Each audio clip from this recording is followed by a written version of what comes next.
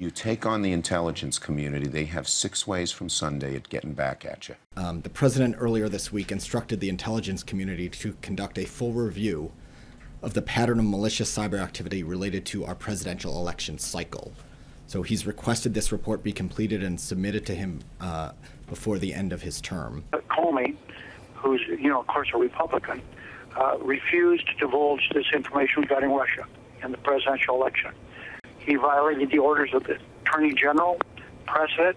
The President has put in place an organization that contains the kind of database that no one has ever seen before in life. And that database will have information about everything on every individual in ways that it's never been done before. Get as much intelligence as you can before President Obama leaves the administration, because I had a fear that somehow that information would disappear. This is just the beginning, and I'm so happy that the administration is going to demand that the work is being done before he leaves. And you note he didn't ask the FBI to do it. If they found out how we knew what we knew about the Trump staff's dealing with Russians, that they would try to compromise those sources and methods, meaning we would no longer have access to that intelligence. By the way, you left in 2015, we should say. On Halloween, of 2015. Perfect. The president did request back in December, the intelligence community compile all of the information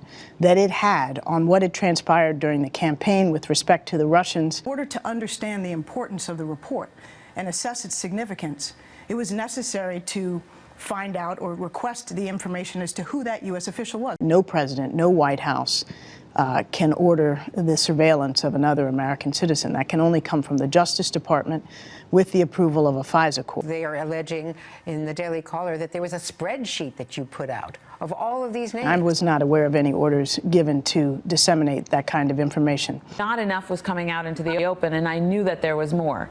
And I think it's important for people to understand what incidental means. It's an established process for senior national security officials to ask for the identity of U.S. persons in these reports. The Americans who were talking to those targets may have been picked up. I can't say the pace of unmasking requests would accelerate, but if you're asking were there more reports provided to senior U.S. officials after the president requested the compilation of the intelligence, which was ultimately provided in January, yes. So I became very worried because not enough was coming out into the open, and I knew that there was more. The Washington Post today calls the latest claims about Susan Rice anatomy of a fake scandal ginned up by right-wing media and Trump. So let us be very clear about this. There is no evidence whatsoever that the Trump team surveilled or was spied on illegally. There is no evidence that backs up the president's original claim. And on this program tonight, we will not insult your intelligence by pretending otherwise, nor will we aid and abet the people who are trying to misinform you, the American people, by creating a diversion. We think there's plenty of evidence.